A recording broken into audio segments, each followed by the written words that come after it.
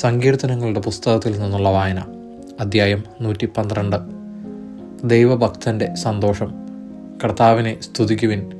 കർത്താവിനെ ഭയപ്പെടുകയും അവിടുത്തെ കൽപ്പനകളിൽ ആനന്ദിക്കുകയും ചെയ്യുന്നവൻ ഭാഗ്യവാൻ. അവൻ്റെ സന്തതി ഭൂമിയിൽ പ്രബലമാകും. സത്യസന്ധരുടെ തലമുറ അനുഗ്രഹീതമാകും. അവൻ്റെ ഭവനം സമ്പൽ സമൃദ്ധമാകും. അവൻ്റെ നീതി എന്നേക്കും നിലനിൽക്കും. പരമാർത്ഥ ഹൃദയന് അന്ധകാരത്തിൽ പ്രകാശമുദിക്കും. അവൻ ഉദാരനും കാരുണ്യവാനും നീതിനിഷ്ഠനുമാണ്. ഉദാരമായി വായ്പ കൊടുക്കുകയും നീതിയോടെ വ്യാപരിക്കുകയും ചെയ്യുന്നവന് നന്മ കൈവരും. നീതിമാന് ഒരിക്കലും ഇളക്കം തട്ടുകയില്ല. അവൻ്റെ സ്മരണ എന്നേക്കും നിലനിൽക്കും. ദുർവാർത്തകളെ അവൻ ഭയപ്പെടുകയില്ല. അവൻ്റെ ഹൃദയം അചഞ്ചലവും കർത്താവിൽ ആശ്രയിക്കുന്നതുമാണ്. അവൻ്റെ ഹൃദയം ദൃഢതയുള്ളതായിരിക്കും.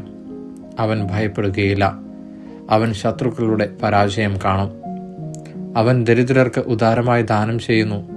അവൻ്റെ നീതി എന്നേക്കും നിലനിൽക്കുന്നു. അവൻ അഭിമാനത്തോടെ ശിരസുയർത്തി നിൽക്കും. ദുഷ്ടൻ അത് കണ്ടു കോപിക്കുന്നു, പല്ലിറുമുന്നു. അവൻ്റെ ഉള്ളു ഉരുകുന്നു. ദുഷ്ടൻ്റെ ആഗ്രഹം നിഷ്ഫലമാകും. ദൈവവചനമാണ് നാം കേട്ടത്.